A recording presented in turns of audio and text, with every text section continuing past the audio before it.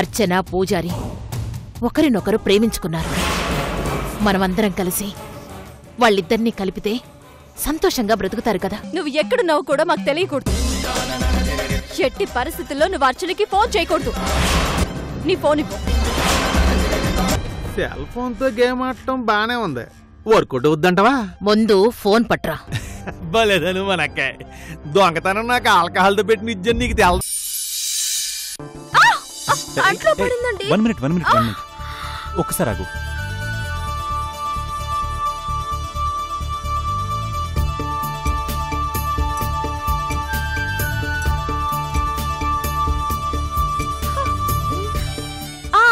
పోయిందిలేండి. అయ్యో, 2 గంటలు కూడా పడిందేమో. ఒకసారి. అబ్బే లేదండి. లేదు ఉంది చూడు, వాటర్ వస్తుంది. సర్లేండి, ఎందుకైనా మంచిది కానివ్వండి.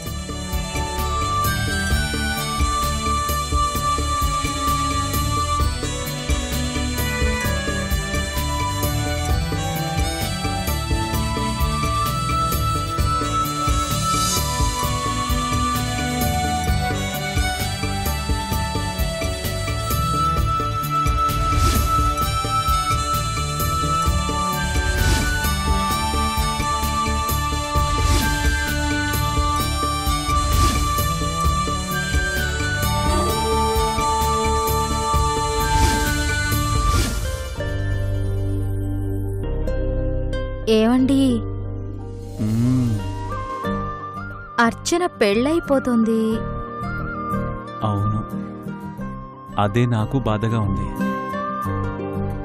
అర్చన అత్తారింటికి వెళ్ళిపోతే మిమ్మల్ని అన్నయ్య అని ఎవరు పిలుస్తారు? అవును, ఎవరు పిలుస్తారు? మన సుభద్ర ఉంది కదా.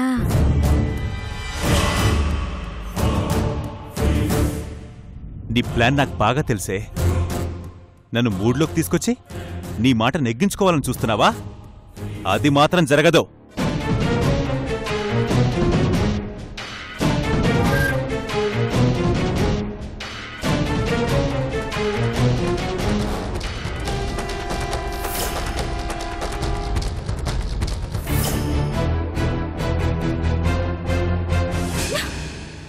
Sirisha, don't worry. Better luck next time.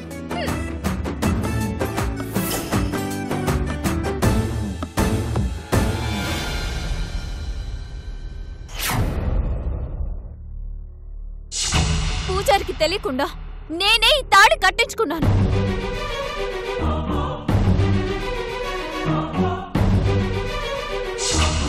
అర్చన నా భార్య.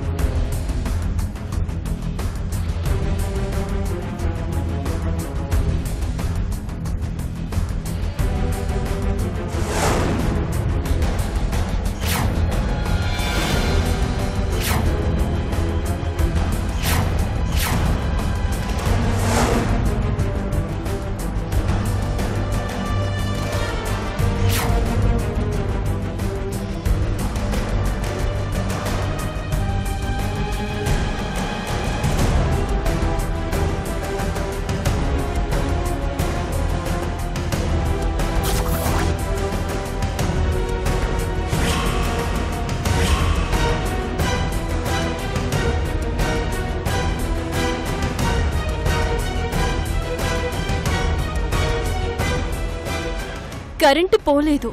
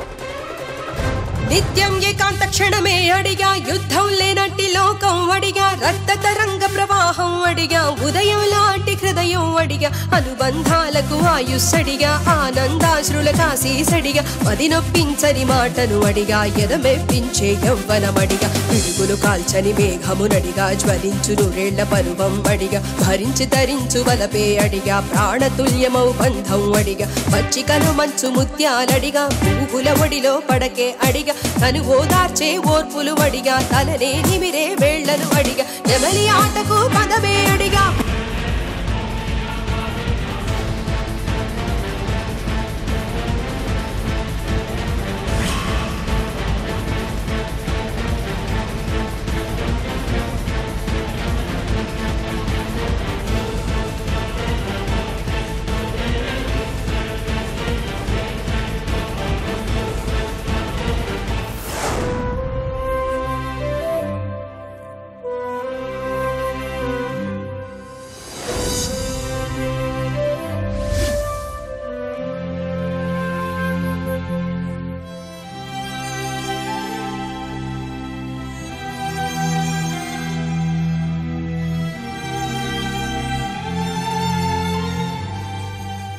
ఏంట్రా భోజనానికి పిలిస్తే రాలేదు? ఏం తినాలనిపించడం లేదు, ఏం చేయాలనిపించడం లేదు. నువ్వింకా సుభద్రను మర్చిపోలేదన్నమాట. నా వల్ల కావడం లేదు నాన్న. పెళ్లి టైం దగ్గర పడుతున్న కొద్దీ టెన్షన్ పెరిగిపోతుంది.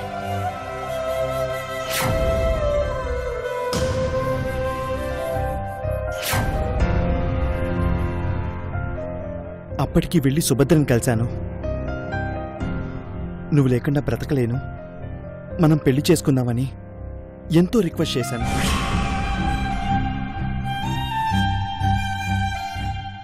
సుభద్రకి మాట రాకుండా వాళ్ళ అన్నయ్యతో నేను మాట్లాడతానని చెప్పాను.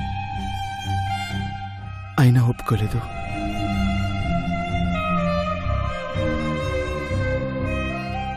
ఒప్పుకోదురా. సుభద్ర ఆ అన్నయ్యని ఎంత ప్రేమిస్తుందో ఆ అన్నయ్య సుభద్రను అంత ద్వేషిస్తున్నాడు.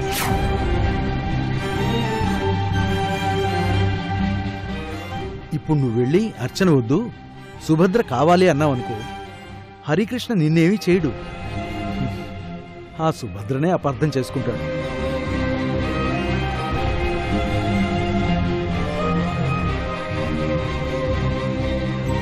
ఇంకా దూరం జరుపుతాడు. అదే సుభద్ర భయం. అందుకే ఎట్టి పరిస్థితుల్లోనూ నిన్ను పెళ్లి చేసుకోవడానికి ఒప్పుకోడు. మరి నా పరిస్థితి ఏంటన్నా? సుభద్రని ప్రేమించి అర్చనని ఎలా పెళ్లి చేసుకోమంటావు? ఒకవేళ చేసుకున్నా అర్చనతో హ్యాపీగా ఉండలేను.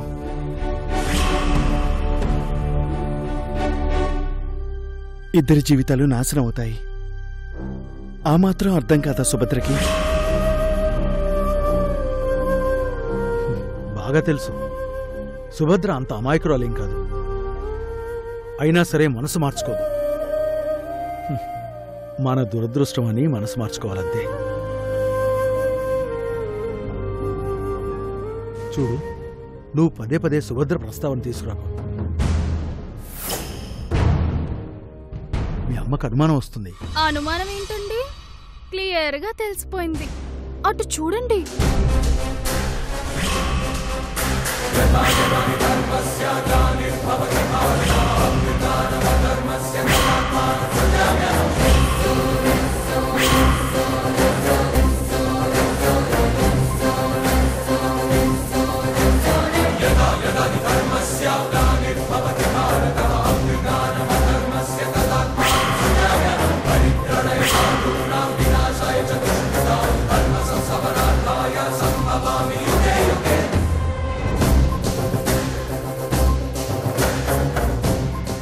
నువ్వెప్పుడొచ్చావు? సుభద్రని మర్చిపోలేదా అని అడిగినప్పుడే వచ్చాను. అయితే అమ్మగారు ఏం మిస్ అవ్వలేదన్నమాట.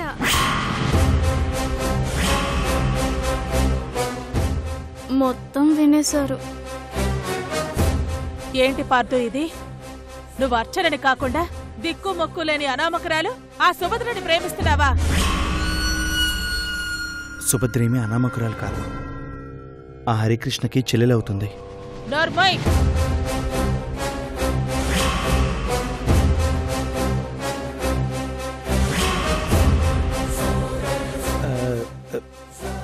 పరమేశ్వరి, జరిగిన దాంట్లో వీడి తప్పేమీ లేదు. పెళ్లి చూపులప్పుడు గుళ్ళో సుభద్రను చూసి పొరపాటు పడ్డాడు. ఆ అమ్మాయి అర్చన అనుకున్నాడు, మనసు పారేసుకున్నాడు. నిన్న మొన్నటి వరకు కూడా ఆ సుభద్రనే పెళ్లి కూతురు అనుకుంటూ ఎన్నో కలలు కన్నా. ఇప్పుడు ఆ అమ్మాయి కాదు అని తెలిసేసరికి తట్టుకోలేకపోతున్నాడు.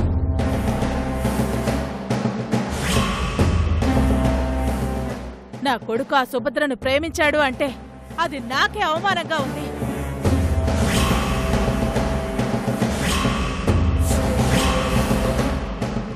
అసలు అసలు ఆ సుభద్ర పుట్టుకనే నేను భరించలేను.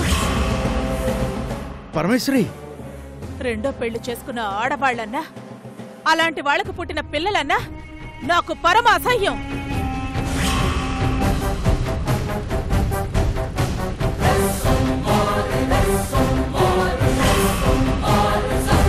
అందుకే ఆ సుభద్రని పెళ్లికే రాకూడదని వార్నింగ్ ఇచ్చాను.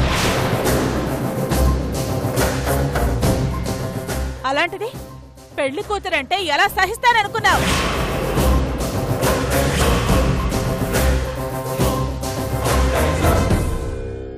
నా ఇంటికి కోడలిగా వస్తుంది అంటే ఎలా ఒప్పుకుంటాను? వద్దు పార్దు, నువ్వు అర్చననే ప్రేమించావనుకున్నాను. అర్చన తిరిగి నిన్ను ప్రేమించటం లేదని తెలిసి బాధపడ్డాను. అందుకే నా స్థాయిని కూడా పక్కన పెట్టి వాళ్ళింటికెళ్ళాను. అర్చనతో మాట్లాడాను. నిన్ను ఇష్టపడేలా ఒప్పించాను. నిన్ను అర్థం చేసుకున్న తల్లిగా నీకోసం అంతవరకే దిగగలను. అంతేగాని ఒక గుర్తింపు పరువు అంటూ లేని ఆ సుభద్రని కోడలిగా ఒప్పుకునే స్థాయికి మాత్రం నేను దిగజారలేను. చెప్పండి వాడికి, ఎట్టి పరిస్థితుల్లోనూ ఈ పెళ్లి జరగాలి. అది అర్చనతోనే జరగాలి.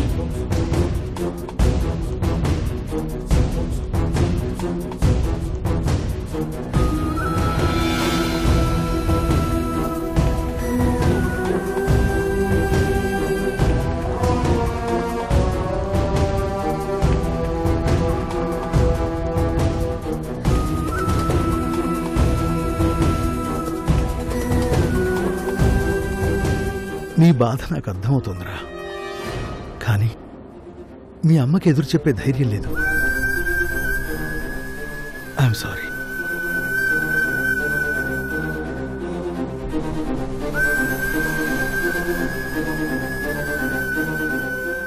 బాధపడకు పార్దు బాబు.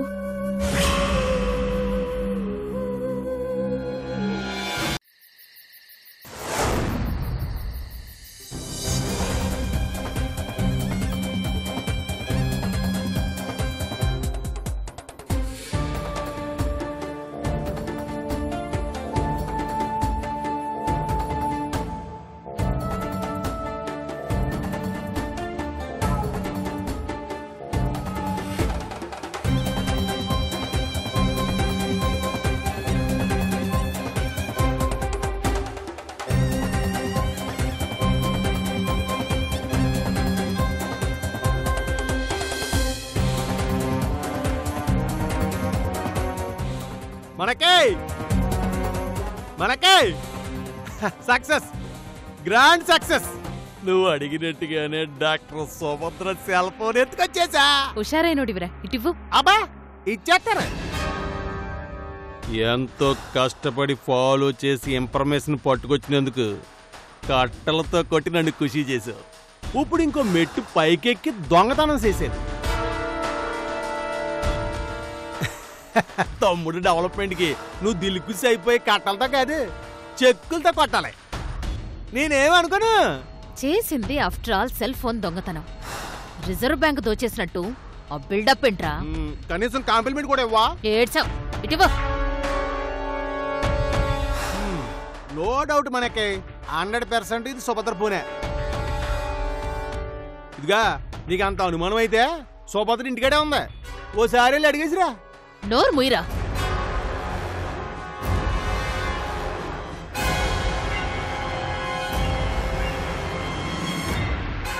ఏం అక్కర్లేదు. థ్యాంక్స్ మనకయ్య, నా మీద ఆ మాత్రం నమ్మకం ఉంచినందుకు. ఇప్పుడు ఈ ఫోన్తోనే గేమ్ స్టార్ట్ చేయబోతున్నాను. ముందు ఆ పూజారిని కిడ్నాప్ చేయాలి. ఈ ఫోన్ ద్వారా ఆ కిడ్నాప్ చేసింది సుభద్ర అని పూజారిని, అర్చనని నమ్మించాలి. అప్పుడు చూడు ఆ సుభద్ర బ్రతుకు. సైలెన్సర్ లేని మోటార్ సైకిల్ లాగా దర్దర్దర్దర్దల్లా ఆడిపోద్ది. అది సరిగని మనకే. ఇప్పుడు నీ ప్లాన్ మొత్తం నాకు చెప్పేసావు కదా, నేను డబ్బులు కక్కుతుపడి డైరెక్ట్ గా సుభద్ర దగ్గరికి వెళ్ళి నీ ప్లాన్ అక్కడ లీక్ చేసాననుకో, అప్పుడు నీ పొజిషన్ ఏంటి?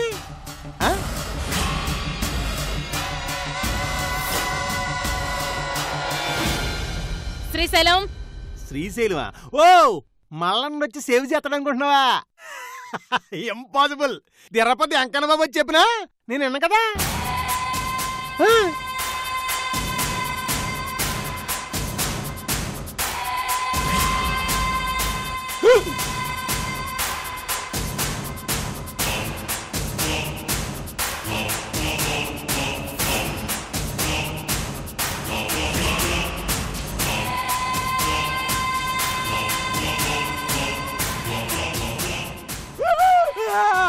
మనకే నేనేదో తమాసాగా అన్నాను, నిజంగా సుభద్రకి చెప్తానే ఏంటి? ఒక్కసారికి నేను క్షమించే మనకే, ఇంకెప్పుడు జోకులేను.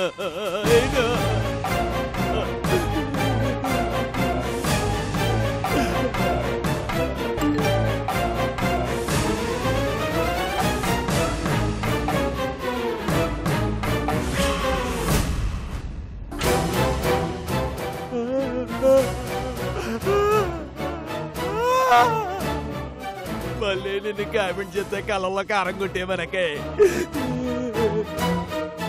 చెప్పిందంతా గుర్తుందిగా? ఎవ్వరికీ అనుమానం రాకూడదు. చెప్పండి మేడం. చాలా సీక్రెట్ గా పనైపోవాలి. మనకే ఎంతైనా నీ తమ్ముండి మనకే, వదిలే మనకే, నీకు దండం పెడతానా? కుర్రోడు కదా, కొంచెం పొగరుంటుంది. మరీ మొండికేస్తే కాళ్ళు చేతులు విరిచేయండి. అయ్యో బాబా!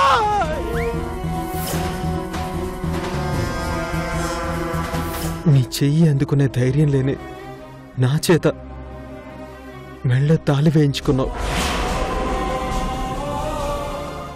నాలాంటి అసమర్థుని నమ్మినందుకు నిన్ను నువ్వు తిట్టుకోకు.